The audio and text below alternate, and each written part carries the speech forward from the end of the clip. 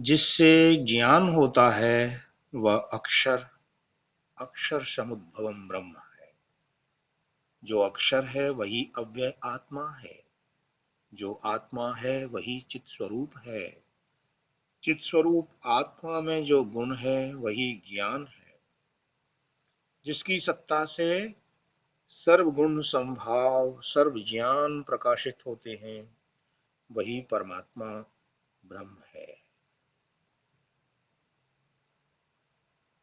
समाज से जिस स्थिति में रहने वालों की सेवा सहायता करना दान है। कुछ न चाहते हुए स्वधर्म समझकर धन धान्य विद्या मान आदि का दान धर्मदान है। स्त्री में आसक्त होकर नशे के उन्माद में जुए की जीत में चोरी से मिली हुई संपत्ति का अनधिकारी को देना कामदान है। अपने मान के लिए लोगों के सामने लज्जित होकर कुछ देना लज्जादान है। किसी के प्रिय कार्य से प्रसन्न होकर कुछ देना हर्षदान है। अपनी निंदा से बचने के लिए अनर्थ निवारण के लिए हिंसा से अपनी रक्षा के लिए देना भयदान है। प्रयोजन रखकर बदला पाने के लोभवश देना अर्थदान है। सुपात्र को दान देने से सेवा करने से धर्म बढ़ता है। सत्याग्रह करने से धर्म उन्नत होता है। क्रोध के त्याग से क्षमा करते रहने से धर्म स्थिर होता है और क्रोध से धर्माचरण नष्ट हो जाता है। शोक संताप से पापों की वृद्धि होती है। गुरु विवेक द्वारा पुण्य कर्मों को पूर्ण करते रहने से पापों का नाश होता है। जिससे पतन हो वही तो पाप है। जो स्वयं में सत्य को जानकर शास्त्रों के शब्दों द्वारा सत्य का परिचय देते हैं वही ब्रह्मविद श्रोत्रिय हैं। जो शास्त्र अध्ययन से अतृप्त रहता है वही सत्य का प्यासा है। जो सत्य को जाने बिना कहीं चैन न ले वही पूर्ण जिज्ञासु है। जो नित्य निरंतर है वही सुलभ आत्मा है।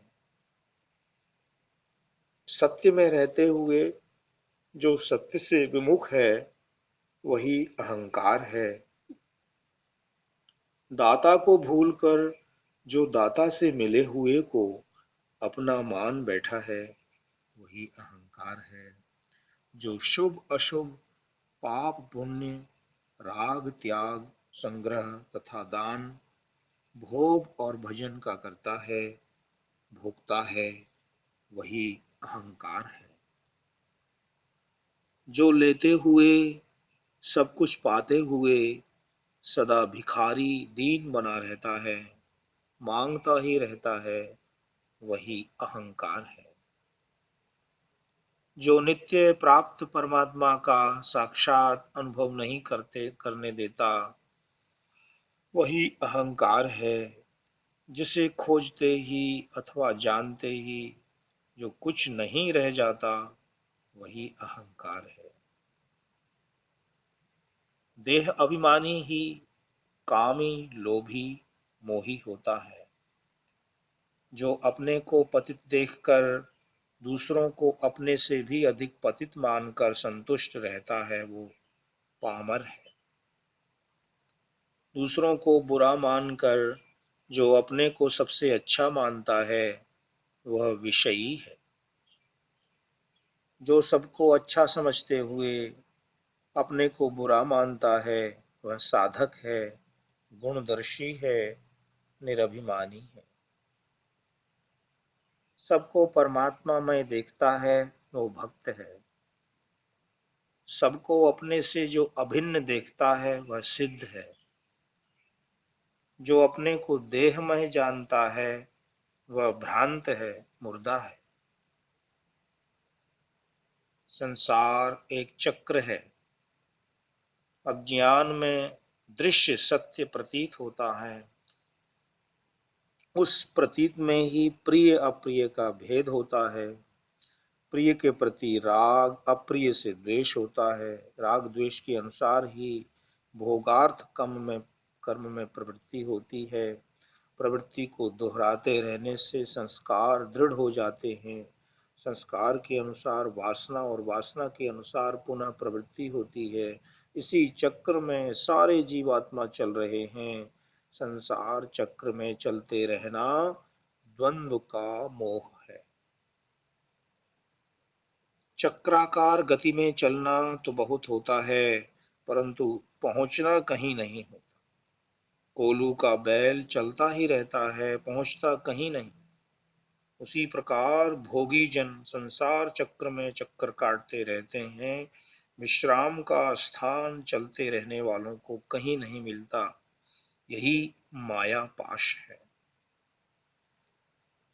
स्वयं में शांत होना, आत्मा में ही बुद्धि को स्थिर करना, अर्थात आत्माराम में होना विश्राम है।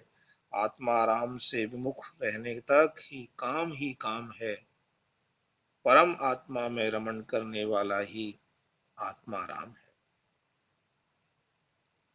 भीतर बाहर शांत होना, जो कुछ स्वतः हो रहा है उसके दृष्टा बने रहना, स्वयं कुछ न करना ही सत का संग सुलभ होना है।